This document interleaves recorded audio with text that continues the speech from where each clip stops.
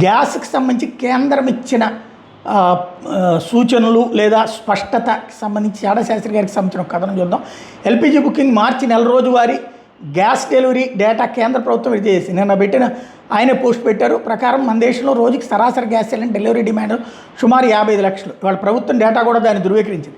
Data పరిశీలిస్తే మార్చి 1వ తేదీ నుండి నెల మొదటి 3 రోజులు బహుశా జీతాలు రావడం చేత బుకింగ్స్ ఎక్కువగా అంటే 71 లక్షల వరకు చేరితే 4వ తేదీ 45 లక్షలకు పడి మళ్ళీ 2 రోజులు 60 లక్షల వరకు వెళ్ళి 8వ తేదీని మళ్ళీ 50 లక్షలకు పడిపోయింది.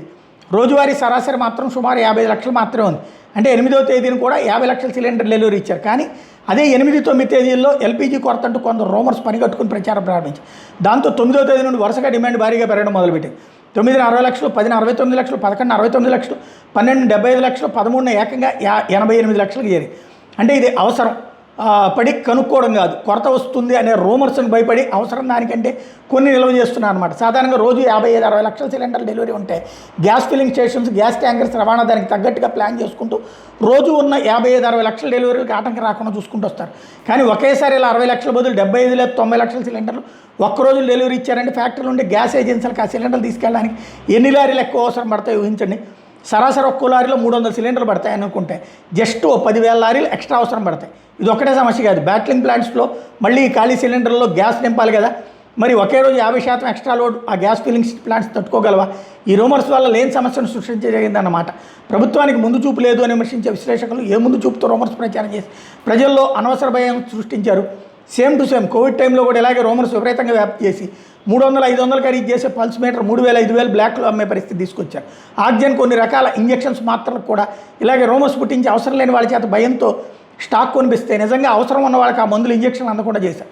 కుటుంబంలో కానీ దేశంలో కానీ మన చేతిలో లేని దానివల్ల సంక్షోభం వస్తే కుటుంబ సభ్యులకి లేదా సామాన్య ప్రజలకు రూమర్స్ నమ్మకండి ధైర్యం చెప్పాల్సిన చదువుకున్న వాళ్ళు మరియు విఘ్నులు కూడా తెలుసో తెలియక రూమర్స్ వ్యాపించడం తమ వంతు కృషి చేస్తున్నారు. కృషి చేయడం బాధపడాల్సిన మరియు విచారించవలసిన విషయం. మరి వారి ఉండేటువంటి బాధ్యత రహిత ప్రవర్తన నిజంగా దురదృష్టకరం.